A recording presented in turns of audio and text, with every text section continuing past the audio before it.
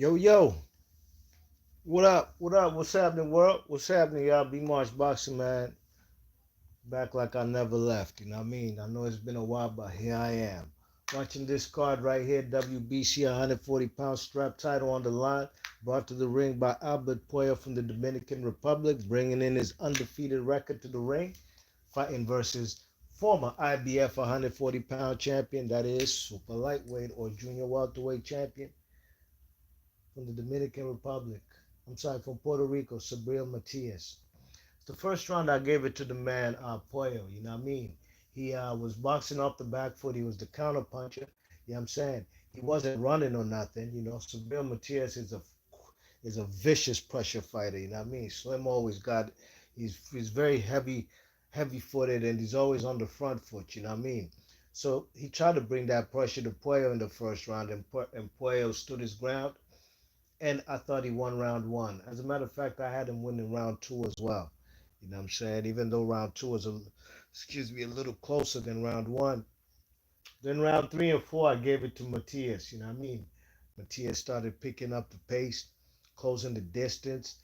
Puello got his back against the ropes more often than not. You know what I'm saying? And the guy was just bringing a lot of crucial pressure, you know what I mean? Especially with his uppercut. You know, that Matias was percolating with that uppercut, you know?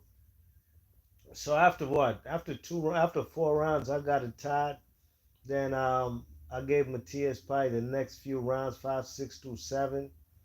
You know what I mean? He was just applying relentless pressure. You know what I'm saying? Um, who's this guy standing next to?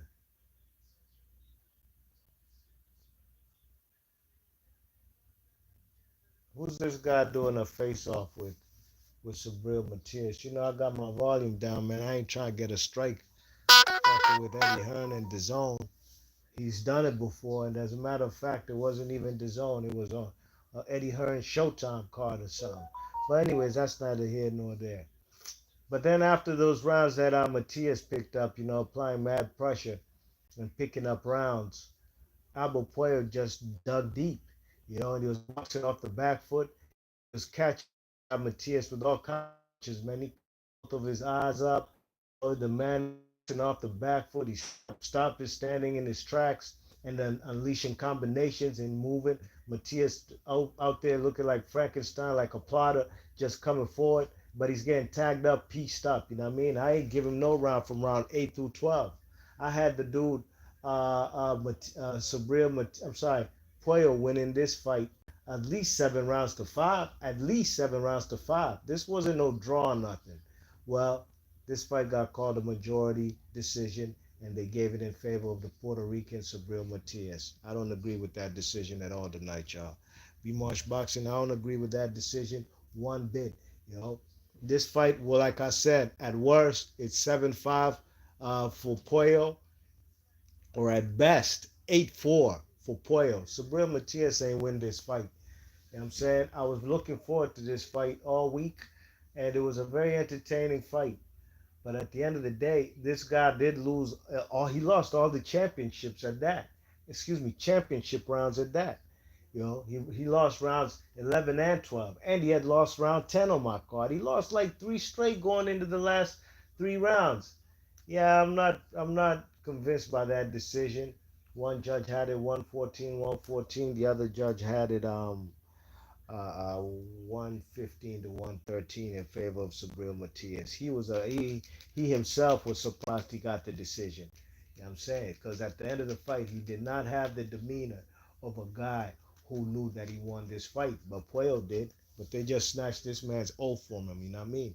Now, you know, I shouldn't go so hard for the man. I'm just calling it like I see it. I know the man Alberto Puello has tested positive before for a banned substance. You know what I mean? But at the end of the day, he's come back. He's overcame those adversities, come back, won himself. You know, he's been in a lot of close fights, but today it bit him in the backside. You know what I mean?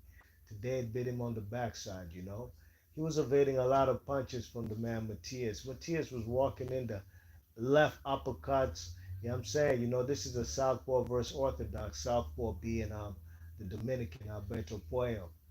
But Matias ain't walked through this guy like he did guys like Sean Jahan, Iga Shaev. Nah. This guy Alberto Puello, he had a good game plan in my opinion, you know what I mean? I don't know what these judges, they're not probably fans of counter punching or a guy fighting with his back against the ropes. Even regardless of that, man, in round was it 10 or 11? Man, the man caught him with a beautiful right uppercut, man. Matias plotted like Frankenstein coming forward, man. Slim got caught with a mean right uppercut. You check it. Matias was on Queer Street, but he kept coming forward, just natural reflexes. That ain't going to deter him. But at the end of the day, those are my scorecards. That's my report. Be Marsh Boxing. If you're new to the channel, please share and subscribe. And I'll catch you guys on the next one. And I'm out of here.